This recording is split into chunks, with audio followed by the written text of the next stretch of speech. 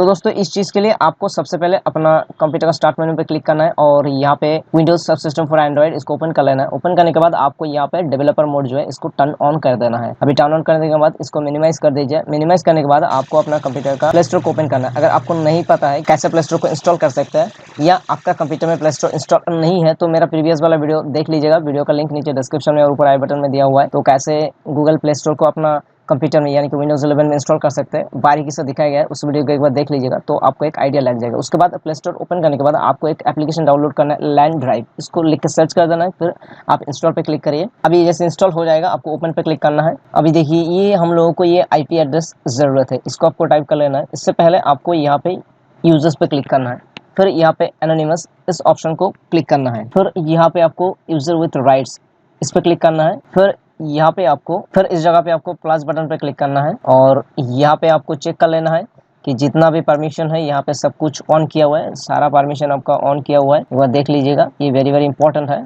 तो उसके बाद आपको ऊपर में चले जाना है और यहाँ पे अपना कंप्यूटर का यानी कि यहाँ पे इसका एक यूज़र नेम डालना है। मैं अपना यूज़र नेम टेक सुदामा डालने वाला हूँ। फिर यहाँ पे आपको पासवर्ड डाल देना है। पासवर्ड डालने के बाद आपको सेव पे क्लिक करना है, फिर आपको बैक में चले जाना है, फिर यहाँ पे आपको स्टार्ट बटन पे क्लिक करना है। अब यहाँ पे आपको जो जितना भी परमिशन आएगा आपको अलाउ कर देना है। अब इसके बाद ये स्टार्ट हो चुका है। अभी आपका कंप्यूटर का फाइल एक्सप्लोरर को ओपन करना है। अभी आपको इस जगह पे क्लिक करना है। क्लिक करने के बाद यहाँ पे ये जो IP एड्रेस है सेम टू सेम आपको टाइप करना है। अब ये जो IP एड्रेस है यहाँ पे टाइप करने के बाद आपको एंटर प्रेस कर देना है। अब यहाँ पे आपको अपना पासवर्ड डालना है, जो आप इस प्रोफाइल के अंदर पासवर्ड डाला था। यूजर नेम आपको डालना है। यूजर नेम डालने के बाद यहाँ पे आपको पासवर्ड डालना है। अब पासवर्ड जैसे डालोगे आपको ओके पे क्लिक कर देना है। अब यहाँ पे देखिए ये फोल्डर ओपन होकर आ चुका है।